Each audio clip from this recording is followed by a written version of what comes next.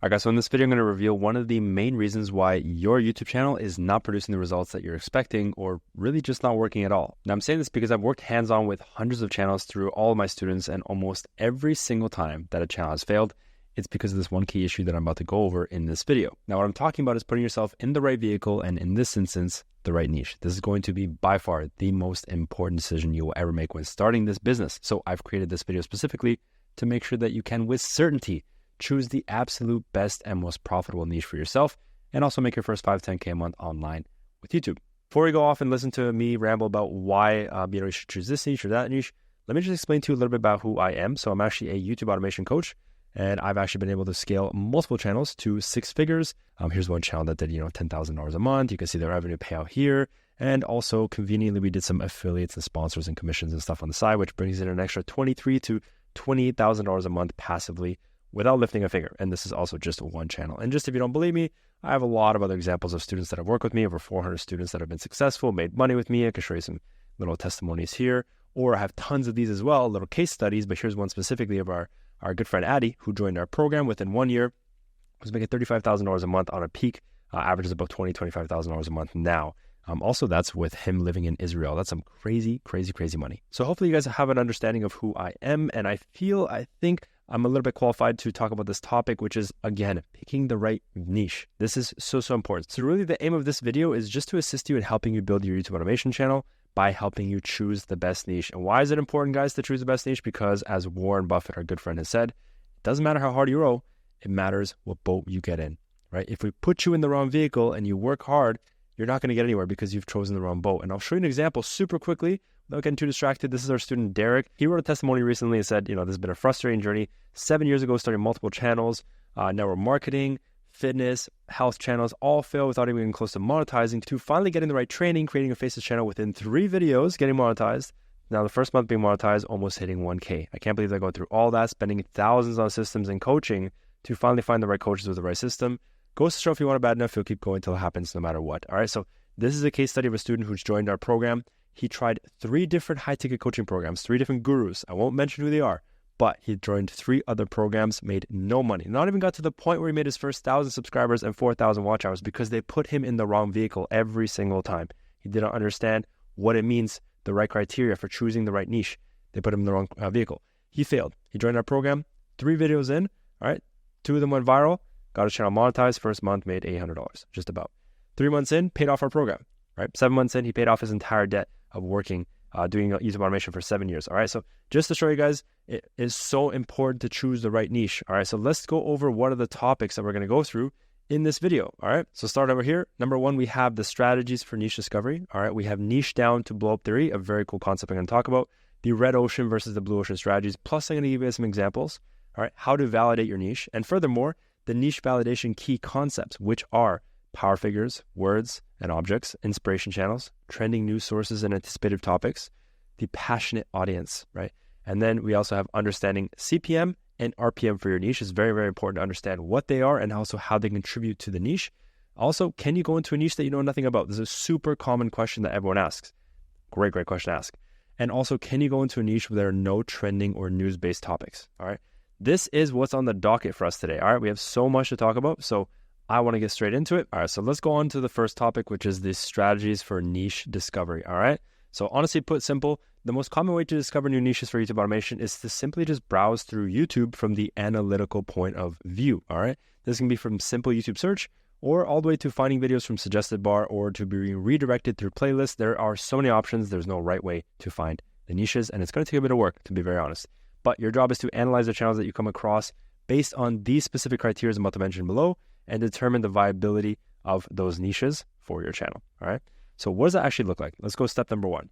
So the first one is channel start date. So what we're looking for are newer channels. So ideally, we're looking for channels that have been created within the past year with obviously viral videos on them. This is going to suggest a promising niche, right? The newer the channel, it's better, right? Because if you have an old channel that's 5-10 years old, the age of it is also going to determine how well it does and performs. And so looking at a new channel performing well now is a very good sign. The second one would be the activity status, right? So inactive channels may indicate that the channel isn't actually working, not necessarily the niche specific, right? So you have to understand how active that channel is going to really have a direct correlation to how well that niche works, but specific to that channel. So the niche itself may possibly be more difficult, right? Third one is video style reproducibility, right? So consider if you can replicate this video style affordably, right? You're looking at different options. There's animated videos, which tend to be a lot more expensive, or compilation videos, which are much more simple to do, right? You're just clipping videos one after another, adding a voiceover. It's very simple. But when creating animated videos, you're looking at between $100 to $200 per minute minimum of animation, right? So for personality-driven content, see if you can actually turn that into faceless format, all right?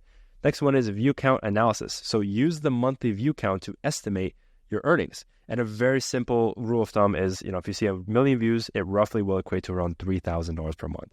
100,000 views will equate to $300 a month. That's just an average rule of thumb.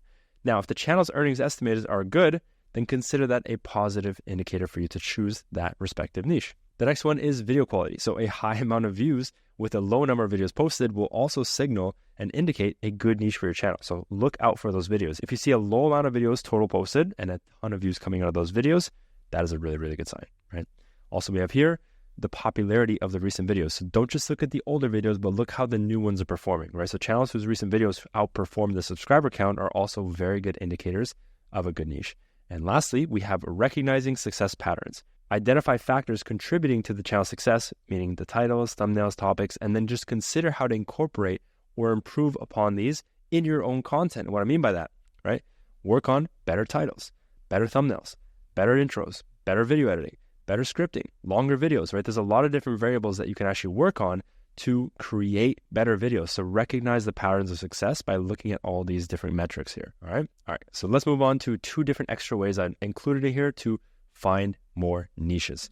The number one way is the search bar, right? The search bar is literally your best friend. So you can literally go into the search bar, type in, let's say, NFL, and just search. You can go here by filters, this last month, and try and search for faceless channels. Now, you're going to get a lot of content being created by the NFL or personality channels. So you have to basically just keep scrolling until you see some videos. So you can see your 5 teams that will shock you in this season.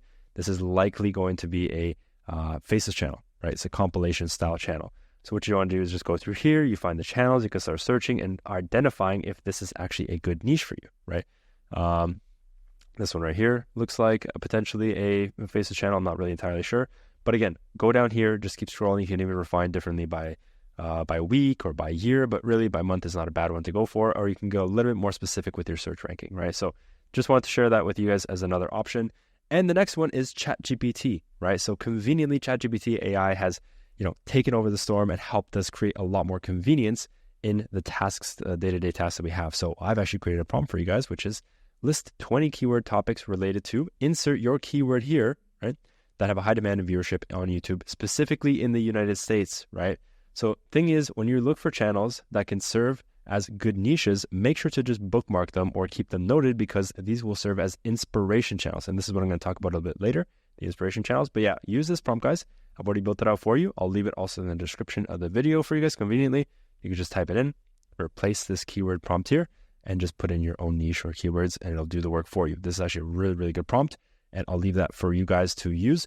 And again, help with this process of identifying what your niche is. So let's talk about the next topic, which is the niche down to blow up theory. All right.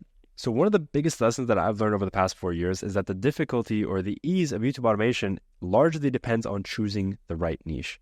All right. So the saying, riches are in the niches, it holds true. Some of my fastest growing channels have emerged from extremely specific niches, right? So the niche down to blow up theory, when applied to YouTube automation, assumes that by focusing on a smaller or more specific audience, you can actually more easily grow or blow up your YouTube channel, right? So casting a wide net in trying to appeal to a broad audience can actually leave you stuck and frustrated, while with little forward momentum on your channel. Worse yet, this approach often can actually result in a superficial impact on the people who could have benefited most from your content. So starting off by appealing to a broader audience can stifle your channel's growth and make it more difficult to gain traction. So by selecting the right specific niche, however, because honestly, guys, I'd much rather see you gain views in a highly specialized sub-niche than watch your channel just get buried by the YouTube algorithm for being much too broad. All right, so in the following examples down below, I'm actually going to go through 2 to 3 tier sub-niche exercises that are going to help you narrow down your niche so you can actually have an easier time growing your channel. All right, you guys ready? Let's go right into it. All right, so let's talk about the red ocean versus the blue ocean strategy. All right, so the red ocean strategy versus blue ocean strategy is a concept that was actually originated in a book called the blue ocean strategy, right? So this is the idea that businesses, or in this case, YouTube channels, can operate in two different kinds of markets, which are the red oceans and the blue oceans, all right? So let's talk about them, all right? The red ocean is very simple, all right? So for understanding what a red ocean is basically when you're competing with a lot of other channels on popular topics such as, gaming, sports, celebrities. It's tough to stand out because everyone is fighting for the exact same viewers, all right? Now, in a blue ocean strategy, you focus on unique or less explored topics, right? So there's actually less competition, making it easier for you to become the go-to channel for that subject. Now, how you actually implement this, right? The strategies is to succeed, you need something special that actually sets you apart, like either better quality or just a unique style. Now, for the blue ocean strategy, you just need to make sure that you're creating good content in a sub-niche where there's actually missing content, so supply and demand, right? So people interested in your unique content will just naturally come to you. That's kind of the premise and how it all works, right? So in a red ocean strategy, you fight to be different, whereas in a blue ocean strategy, you create your own space and attract viewers much more easily. So going broad often means that you're only focusing on a category. Becoming more specific means you've carved out an uncopyable niche within that category. That's how it works, right? So I know this may be a little bit complex kind of as a broad sense, so let me go into this and show you more examples. So I actually broke this down into specific highlighted examples so you guys can have literally the best vision. I'm not even kidding, guys. This is the only video you need to watch to understand how to pick the best niche. I hope you guys are still with me here because I put a lot of work into this, and I'm telling you, this is all you need. If you just follow this, I even give you guys an exercise at the end. This will help you find the best niche and help you identify if you're choosing the wrong niche, if you're going into something that's too saturated, undersaturated, oversaturated, whatever it is, you will know after this whole exercise. Everything is here for you, all right? So let me give you guys a few examples. That's me pointing at you saying, hey, let me give you some examples. So looking at the red highlights, these are categories that are hard choices for niche. I don't recommend them, right? Yellow niches are okay choices. Orange niches are sub-niches, which are actually good choices. Green highlights are super sub-niche, which is a really good choice. So let's put that into action, see what that actually looks like, all right? So in an ideal scenario, I'd recommend getting into a sub-niche or super sub-niche, right? So you have general sports. Let's go further down into basketball. Remember, basketball is a yellow, which is a niche, all right? Then further down into orange, which is Golden State Warriors. Further down into super sub-niche, which is Golden State Warrior news. All right, hope you guys can see what I'm doing here. General celebrities, further into rap, hip-hop celebrities, further into gossip around ASAP Rocky and Rihanna, right? Going into sub-niche. General TV, Netflix, Korean dramas. Horror, 3-in-1 horror stories, 3 ring alarm horror stories in one, and then 3 ring alarm horror, right? Stories with rain sound, sorry. General TV shows, sci-fi, space TV shows, and then Star Trek TV shows. Guys, this is the formula.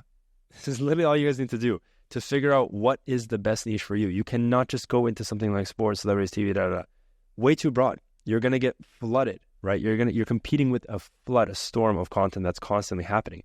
But riches are in the niches. That's the saying, and they say it for a reason. So subbing your niche, going further and diving deeper, and not just doing it blindly, right? Doing the research that's necessary to understand, is there still a demand there? Is there still a big enough audience there to go viral? If yes, then that's your target, right? So alternatively, you can actually use a ChatGPT prompt that I created to help you narrow down this niche. So again, I'm going to be a really good friend here. Simply just copy this down. I give this to all my students. This is how we find the best niches for my students. I give them this prompt. It's fantastic. Or if you want to do the manual work, you do it like this. But this prompt will literally do it all for you. Again, I'm going to leave it for you in the description. All this is here for you for free. You guys can read this on your own, but really it's just the exact same thing. I ask you to find 5 different possible topics, possibilities for this topic. So just insert your topic here and then replace this stuff. Actually, this is the example, right? So it'll literally do it for you if you just replace these 2 metrics here. All right, done. You guys are welcome. Please note, remember that you're building a long-lasting YouTube channel. Don't go so niche to the point where you run out of topics and there's no demand. And also don't go so broad where it's so difficult to grow, right? Ask yourself these questions, all right? Do you have any expertise, experience, or skill sets that you can use to your advantage in coming up with remarkable ideas for a certain niche, right? Is there something that you know extremely well, or at least just better than the average person? What is the number one thing that you can ramble on and on about? Should be for many people quite a few things, right? What are your passions and interests, and can they turn into a faceless channel, right? What is a niche that you can work on for upcoming years, right? Is there a niche you can go into that solves problems, right? Boredom problems, motivation problems, household problems. What accounts on social media do you follow that you can keep up to date with? Who are your favorite YouTube channels that you follow, and are they faceless? These are the questions you need to be asking yourself, and through these questions, you can actually reverse engineer the perfect niche for you, all right? Now, once you have some ideas, we need to validate them, right? How do you actually validate your niche? So in this section, we're going to go through some exercises that are designed to validate your niche before you actually start producing videos. The goal is to provide you with the strongest possible foundation for generating revenue through your YouTube channel, all right? So niche validation key concepts, there are 3 things here: power figures, words, and objects. Number 1, a power figure, word, or object is something or someone that influences your niche highly, right? Where your audience would normally recognize. It's somewhat like a representation of your niche that people can instantly associate with or know. All right, so let me give you some examples, all right? So if my niche was documentaries about successful Asian business owners, then a power figure that I may sometimes use in my thumbnail or title would be Jack Ma, right? The owner of Alibaba. So if my niche was about how NBA athletes work, then a power figure I may want to sometimes use in my thumbnail would be LeBron James. Very simple. If my niche was about stories about dogs being saved, and then my power word, I may want to use a title where I say heartwarming, right? So you want to find these associations, right? So using power words, figures, or objects within your thumbnails and titles allows you to connect with your audience and hopefully leads to a higher click-through rate. The relatability, right? So they see it and they can associate it. That's the important thing. So power figures or objects can also be patterns that you notice within your thumbnails that you've seen work before in the past. So I'll give you guys some examples, right? So if you've used thumbnails, you've created thumbnails and you've seen some things that work in the past, such as colored arrows, right? Backgrounds, red circles, as I'm doing right now, so certain icons. If you see certain things that are working consistently, you want to use those, right? You want to use those over and over again. So be very cognizant and actually self-aware and reflect on your thumbnails and see what made these thumbnails do better than the other ones, right? Power words are words within your title that have worked on videos in the past.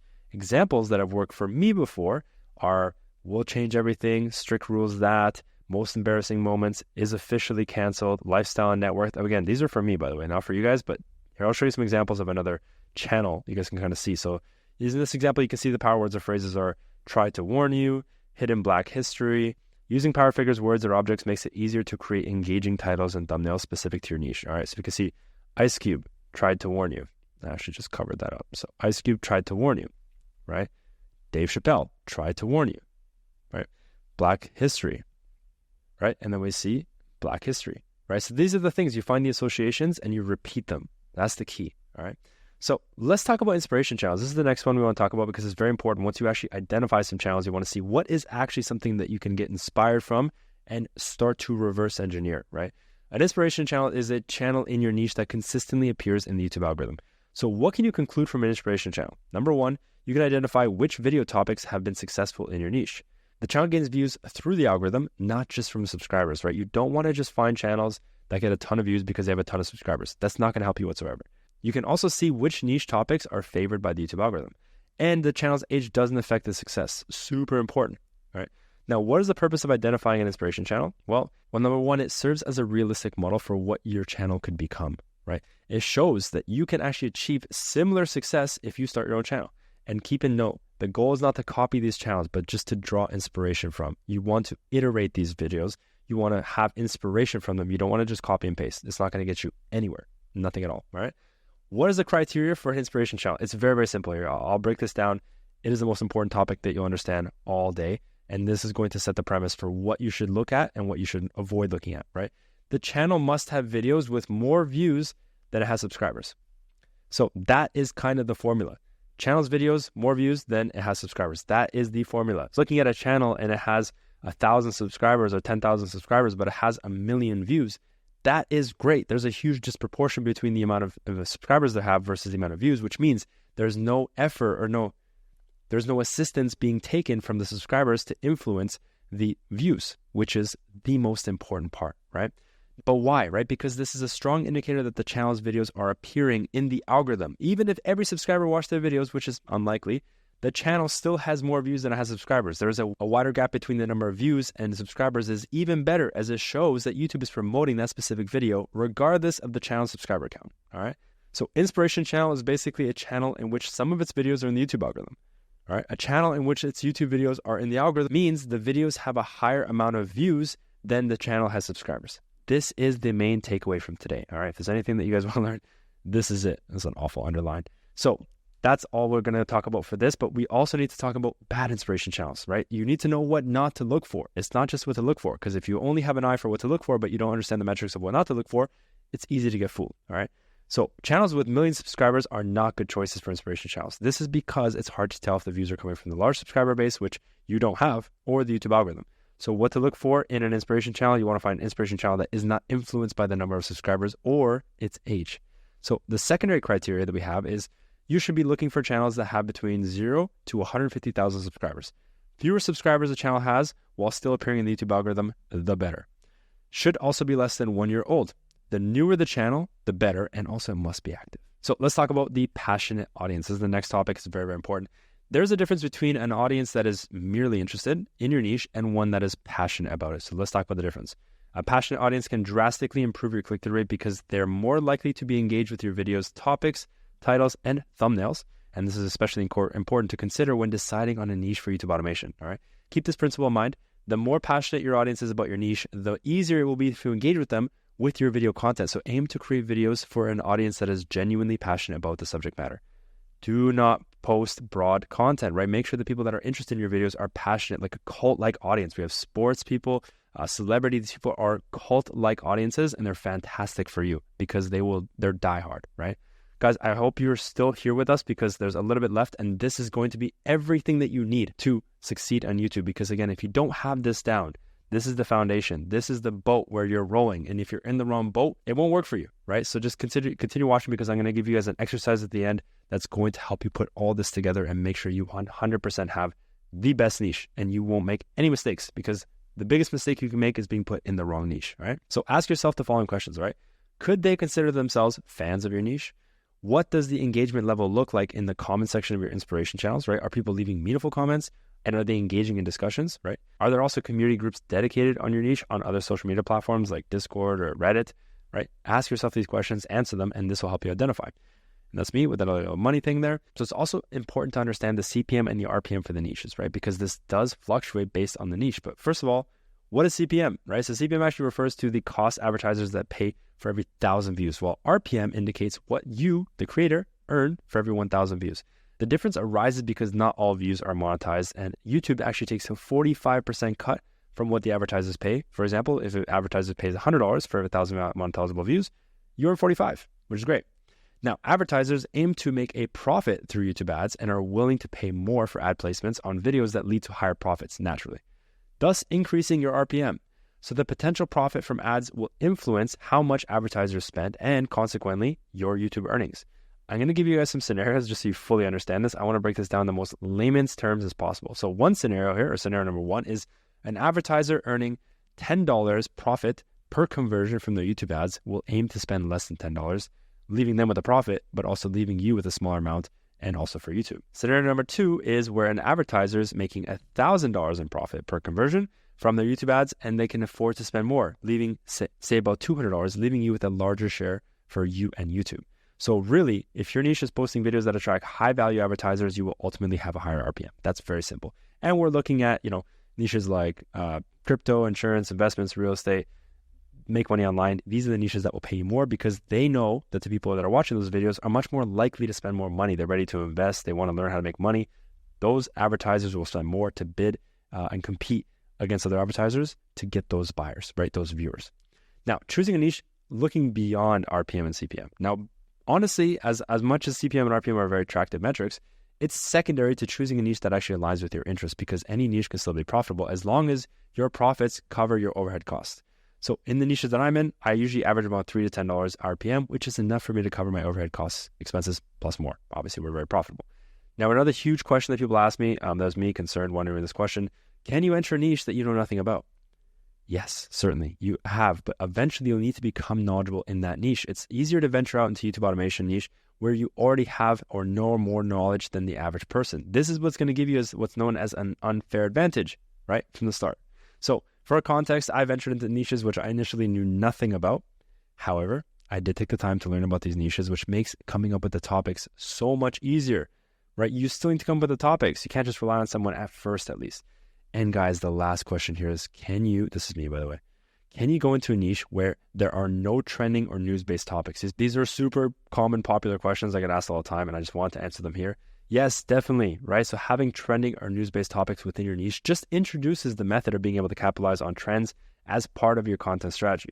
It makes getting views on your trend-based topics a lot easier. It also allows for fresh new sets of ideas for video topics to consistently be coming. You most certainly can go into a niche where there are no trending or news-based topics though, right? So just to give you a much more simplified understanding of that, yes, you absolutely can, right? You can go into evergreen topics, topics where documentaries. You don't need to do something that's news or trend-based. Both options are fantastic, but you can choose whatever makes sense for you.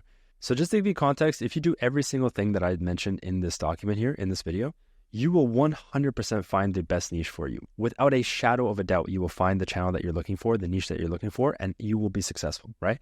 But it still will require a bit of work to do the research, the analysis, and also having someone edify and qualify that you've done the right niche. So if you're interested in making sure that you make all the right decisions and avoid all the petty mistakes, then maybe it's time to work with me, right? I'll leave a link in the description.